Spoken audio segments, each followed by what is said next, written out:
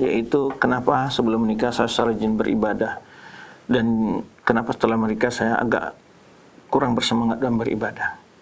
Tentu ada sebab-sebabnya, atau mungkin Allah membuka pintu ibadah yang lain bagi kita. Ya, kadang-kadang kita suatu saat kita punya peluang yang luas untuk beribadah. Ya, mungkin setelah berkeluarga karena kita mendidik anak, melayani suami, untuk sudah malam tidur, capek bangun malam. Nah, kita diberi cara yang lain. Mendidik anak pahala, melayani suami pahala, menyiapkan segala apa yang dibutuhkan dalam keluarga kita.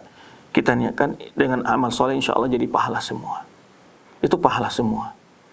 Kemudian kalau kita mungkin terasa capek untuk qiyamul lail karena mengantuk, capek dari kerja, mungkin sebelum tidur kita harus witir dulu. Nah, kan ada contohnya dari Rasulullah SAW. Ataupun ada riwayatnya seperti Abu Hurairah anhu mengatakan, "Ausani khalili an utira qabla an anam." Bahwa Rasulullah SAW menasihatkan Abu Hurairah untuk berwitir sebelum dia tidur. Jadi kita sebetulnya memanage saja. Ya, memanage saja waktu kita, kemudian juga meningkatkan semangat kita.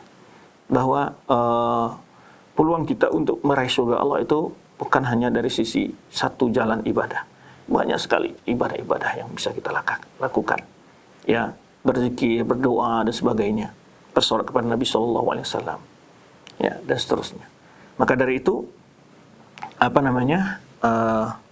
kita harus bisa mengatur waktu juga. Ya, bangun tidur, ya minimal kita baca 10 ayat, 5 ayat. Kemudian kita mulai aktivitas, menyiapkan sarapan buat anak-anak, buat suami, membersihkan rumah, ya, kemudian masak dan sebagainya, menyapu rumah semacam. Ketika ada peluang-peluang kita, sambil itu pun kita tidak tertutup untuk beribadah. Sambil menyapu kita juga bisa mengucapkan istighfar, bisa bertasbih, bisa bertakbir, bisa bertahmid. Namun yang banyak harus kita waspadai adalah kelalaian kita. Kelalaian kita dan pikir-pikir was-was yang ada dalam hati kita membuat kita selalu berpikir banyak hal-hal yang tidak penting kita pikirkan. Padahal kalau seandainya kita istighfar saja banyak, itu bola kebaikan akan banyak datang kepada kita. Nah, kalau berpuasa mungkin kita juga bisa atur. Kalau memang tidak bisa Senin Kamis, mungkin sekali sepekan saja. Kalau nggak bisa sepekan, mungkin ambil yang 3 hari setiap bulan saja. Kita harus bisa, makanya dalam sunnah Rasulullah SAW bervariasi.